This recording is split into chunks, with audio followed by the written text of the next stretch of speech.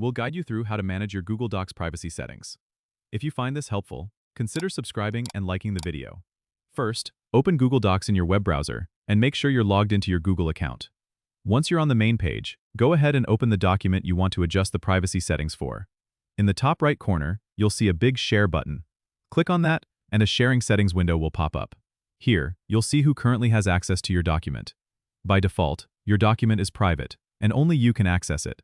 If you want to share it with others, you can type their email addresses into the Add People and Groups field. You can then choose whether they can view, comment, or edit the document by selecting the appropriate option from the drop-down menu next to their name.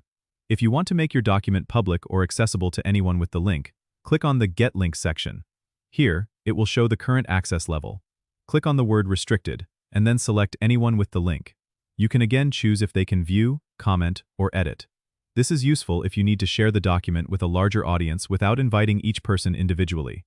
Remember, making a document public means anyone with the link can access it, so be sure you're comfortable with that level of sharing. After setting the privacy levels to your liking, click Done. You can always come back and modify these settings at any time. Managing privacy settings is crucial for maintaining control over who can see and interact with your documents. Don't forget to subscribe and comment if this helped you out.